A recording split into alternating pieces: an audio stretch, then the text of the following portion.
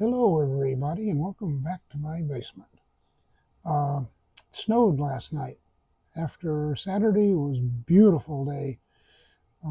Wife and I took one of our club airplanes, flew down over southern Indiana, saw some great fall colors, had lunch while we were out.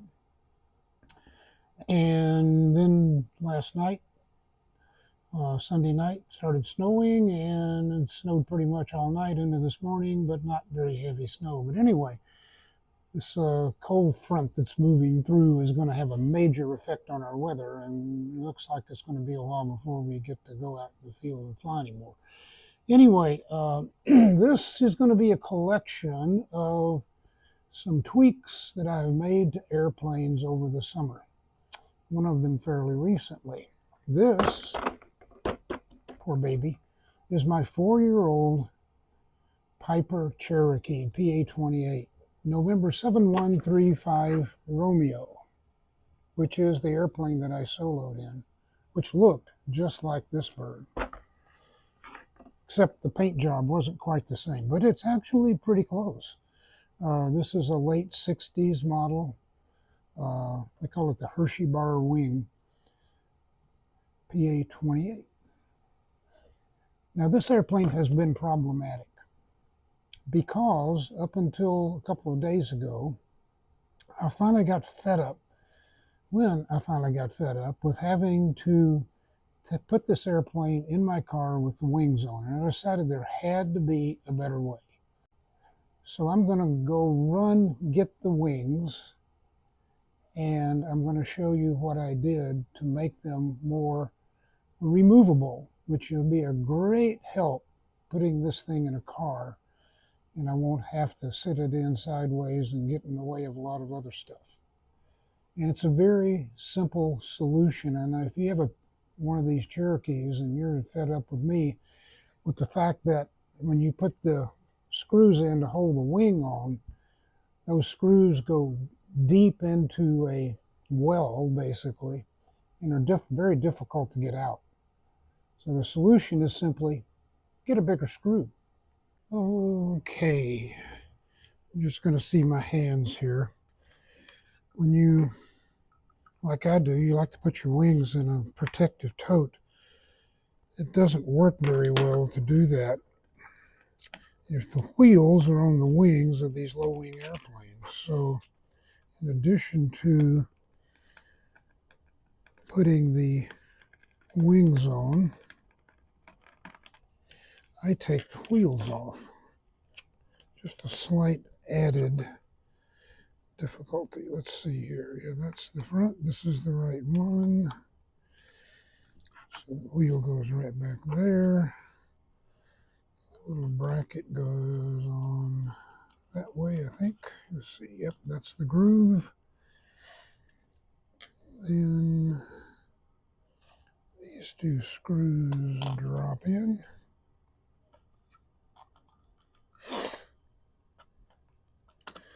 If you don't put your wings in a tote, then this step obviously wouldn't be necessary. I can tell you, even though it's a little more trouble, it's a lot better than putting this thing in a car with the wings on it, at least in my car. Now, maybe you have a big truck or something, but I don't. So there's one wing. You get the other one here.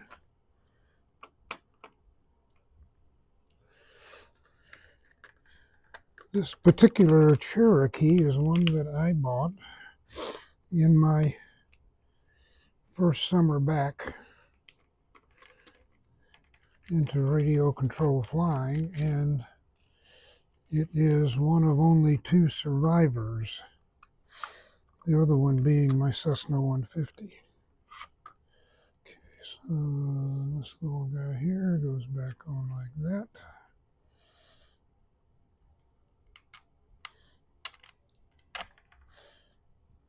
And when I store this away, I'll be putting these screws, of course, back in the wings so they don't get lost, and the screws that actually hold the wings on. So here we go. There we are. I already got the wing tube in. It takes a 2mm for these screws, which is, these are not the screws that came with the airplane. When these tighten up, they are just flush with the bottom of the wing. When you unscrew them, you can just pick them out instead of going down into these wells like the original screws from the factory did. So this would be the right wing, and it will go on here like so. Nice and tight like that.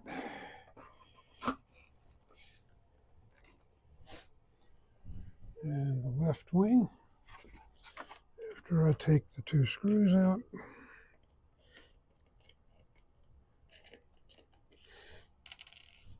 you get done. These screws also obviously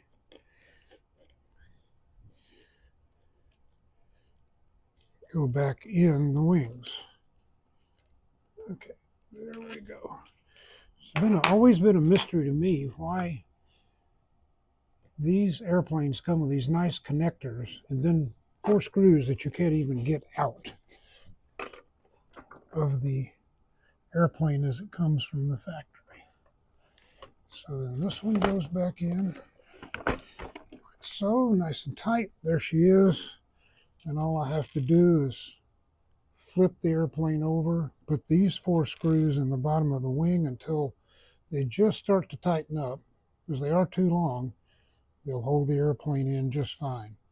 And I don't have to worry with putting this thing in this big long wings in the car, trying to haul it to the field. Okay, that's the first one. Okay, tip number 2. Get yourself a good airplane storage system. I'm down here in the basement and we don't have a lot of room here, but as you can see, I have quite a few airplanes parked in there, and behind them all my wing bags. This takes up basically almost no room, and I think I've got maybe 12 or 13 airplanes stacked up there. It looks like there's one missing, but it's down in the floor, and that's going to be tip number 3. I built this out of PVC in about an hour and a half. Put the pipe insulation on there to keep the foam from getting dented. Brought it down here, set it up, tied it to the suspended ceiling with a wire tie to keep it supported. And it has served me well for the last 3 years. Love this setup. It is just incredible. And as you can see, some of these airplanes barely fit it. If anybody's interested in the design, I'd be more than happy to sketch up something for you, but I think you can see how it's done. You have to design this for your particular area, but all it is some cross pieces like that one, and then you cut the rest of it to fit. A few elbows down at the bottom. I put the little stabilizing footer on like so. We just basically ran a connector piece across the ends, whereas the rest of them are just open ends like that. Great system, and I designed this myself, but I'm sure somebody else has thought of this too. So here on my workbench, if you want to call it that, 2 airplanes. What do these airplanes have in common? They both have a bunch of wires coming out of the wing that need to be hooked up to servo leads going to the receiver for power to the servos and lights. The one on the right is my T28 2-meter. The one on the left is the SWS turbo timber. And these things, until I got them fixed, were a pain in the butt to put wings on. So here's what I've done. Back here, I put a 3 servo lead connector on the left and right wings that go to Y connectors on the receiver. And in the process, I cleaned up the wiring significantly. A little hard to see, but it's all bundled up down there, out of the way. Makes it much simpler to put this airplane together. You just set the wing on top, plug in 2 plugs, and then tighten down these 2 screws, and you're done. Now, over here on the T-28, it was even worse. You've got 4 wires coming in from each wing.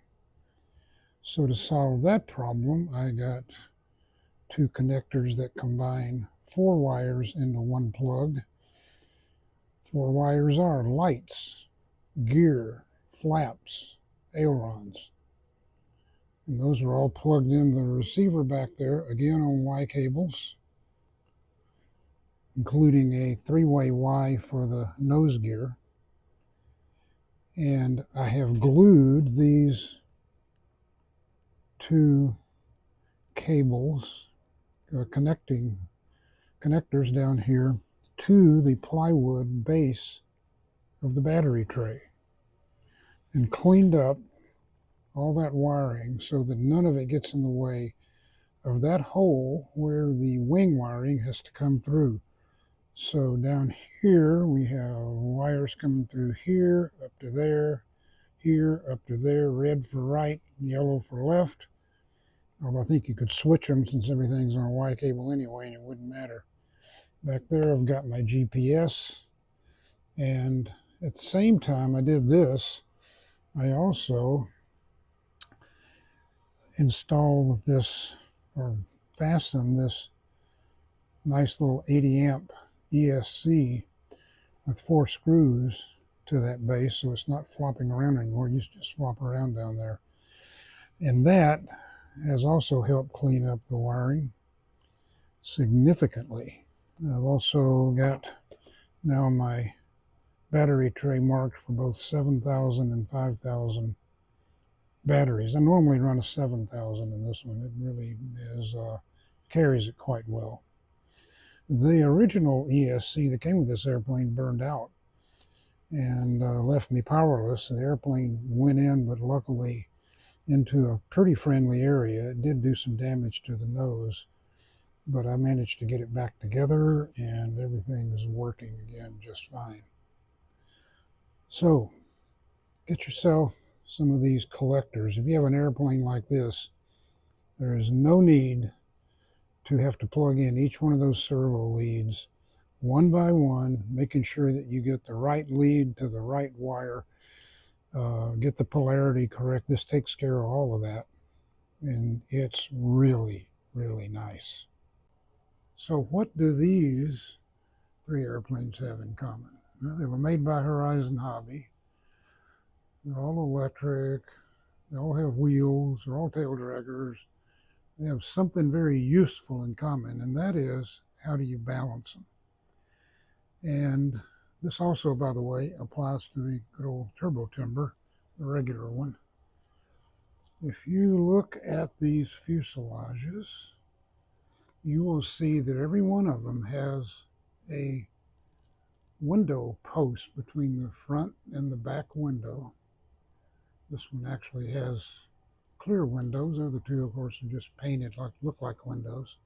Not painted, actually. I think those might be decals. But anyway, that post, whether it's real or fake, on all of these models and on the turbo timber, is a great place to start with your balance.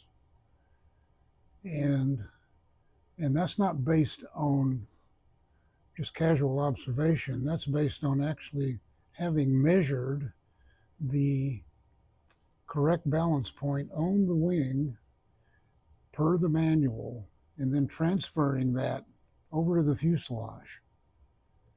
And every one of them is within a few millimeters of the center of that feature on that airplane.